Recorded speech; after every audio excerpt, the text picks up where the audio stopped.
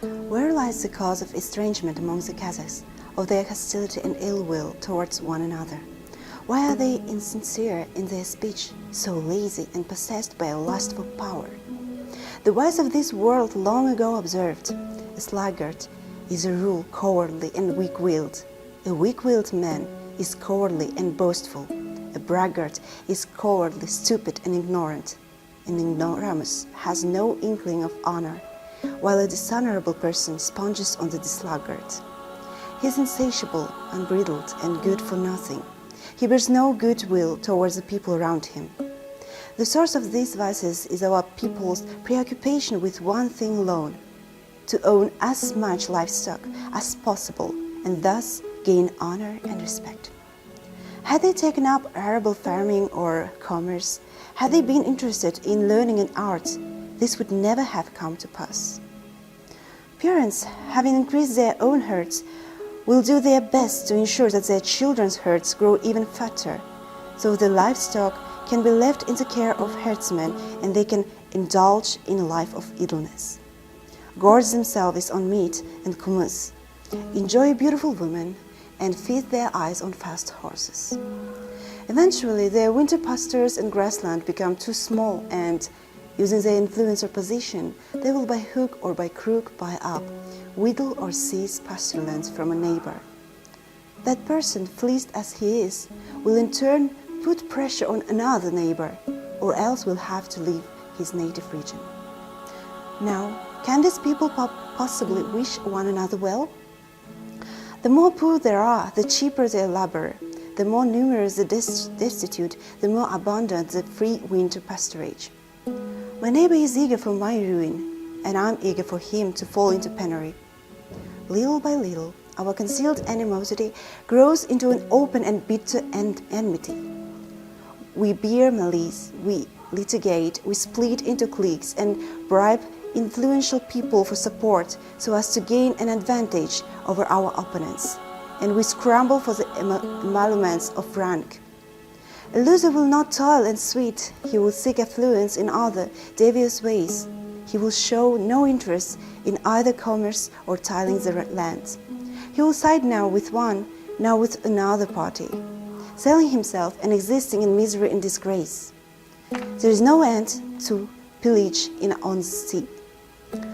If there were unity amongst our people, they would never condone a thief who, making adroit use of the support of one group or another, continues his brazen robbery. Honest sons of our steppes are the victims of criminal charges based on false accusations and are subjected to humiliating interrogations. Witnesses are produced ready to swear to what they have never seen or heard. And all this in order to smear an honest person and bar him from high office.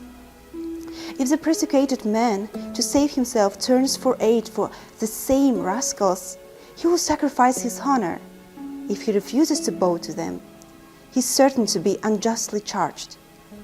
He will suffer hardships and privations, unable to find a place and occupation worthy of him.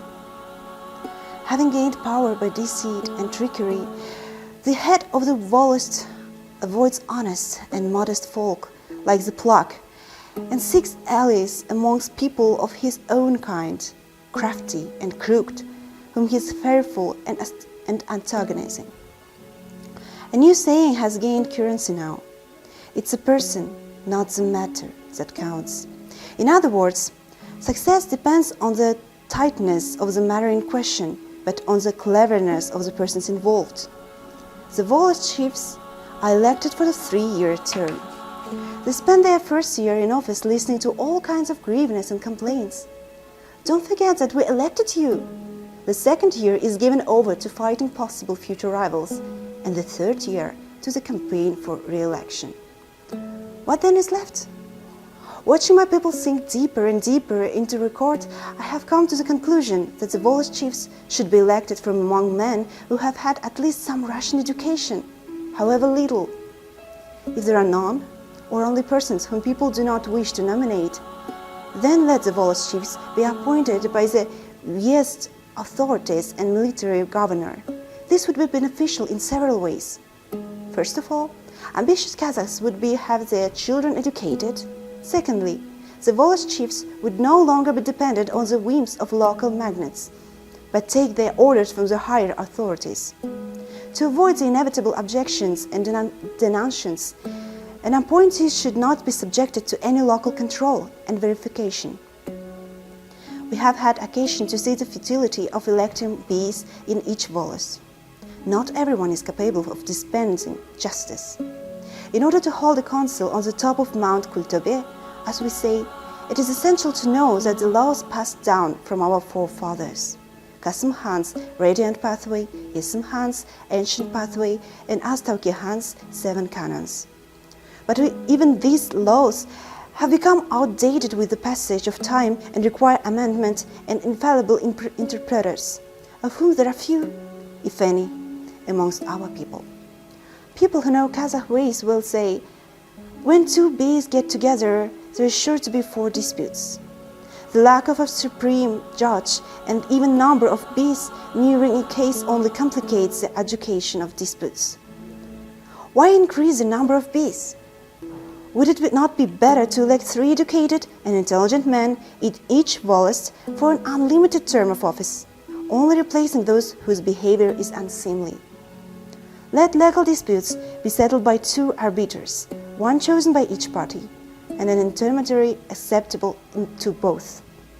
Only if they fail to ascertain the truth and come to terms with the dispute, be taken to one of the 3 permanent judges. Then lawsuits would not drag on so long.